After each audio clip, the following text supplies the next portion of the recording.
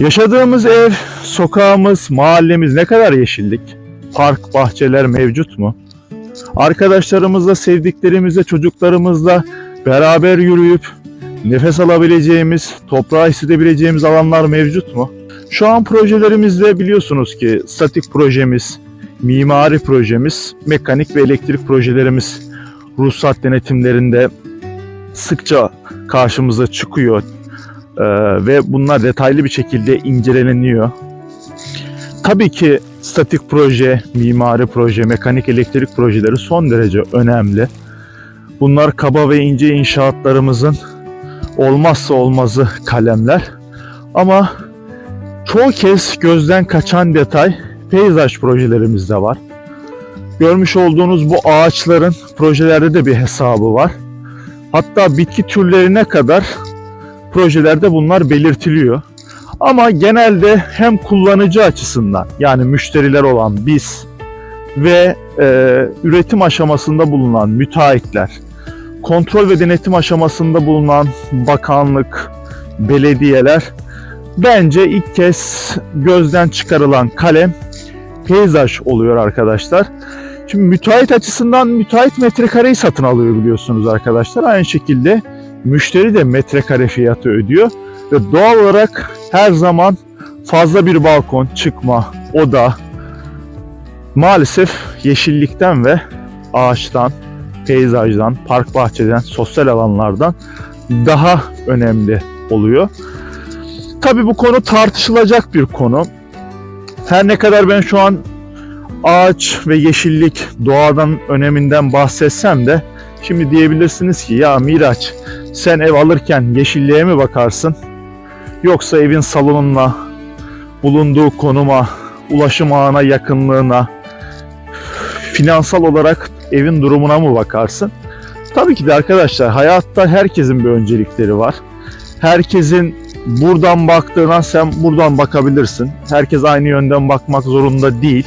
Benim sadece burada dikkat etmek istediğim nokta, buna ben de düşüyorum çoğu insan gibi, kimse bakmıyor. Yani kimse demeyelim de ya çoğunluk dikkat etmiyor diyelim. Veya ailesi olur, çocuğu olur, gerçekten bu konuda daha geniş, ferah hissedebileceği bir alanda olur ama tabii ki de yaşam gereği bekar olan arkadaşlar da tercih etmeyebilir. Maddi koşullar da öncelikli. Ama ben şunu demek istiyorum.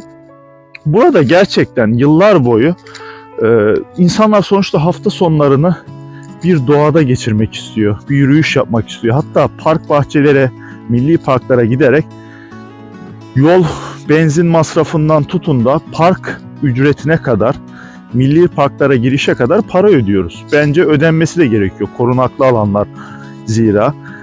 Alev almasını, pislenmesini, zarar görmesini istemeyiz. Ama neden yaşadığımız yeri güzelleştirmek varken, güzel olmasını istemek varken hep böyle bir betonların içerisine sıkışıp kaldık? Yani bu konuya ben dikkat çekmek istedim.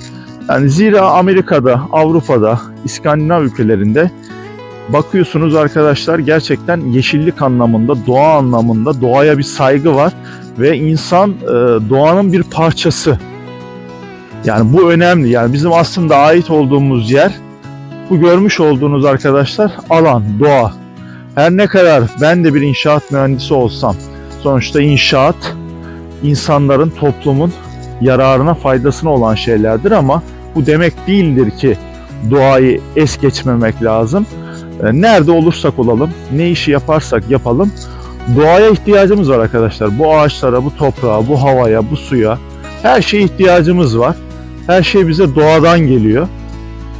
Psikolojik olarak da, bilimsel olarak da doğa insanı gerçekten rahatlatıyor, huzur veriyor, iyi hissettiriyor. Doğal antidepresan, yani gerçekten doğal antidepresan kaynağı. O yüzden bence projelerimizde, peyzaj projelerimize ben artık farklı gözle bakıyorum. Ağaç hesabı, bitki türleri. Yani bugün evlerimizin balkonlarında kaçımızın bitki var? Kaçımız çiçek yetiştiriyor? Kaçımız kaç farklı çiçek ve bitki türü tanıyor? Mesela bunu hiç kendimize sorduk mu? Yani sadece eşimize, sevgilimize veya bir hasta ziyaretinde genelde çiçek alıyoruz. Ne alsak diye bakıyoruz gibi. Ama insan sonuçta duygusal bir varlık. Kimse robot değil. Ne kadar para, maddiyat, kullanım açısından evlerimiz değerlendirsek de duygusal anlamda iyi hissettirmesi de önemli yaşadığımız yerin. Yani gerçekten evimiz gibi hissettirmesi, huzurlu hissettirmesi de önemli. Tıpkı şu an benim soğuk, yağmurlu bir havada yürüyüş yapmam gibi.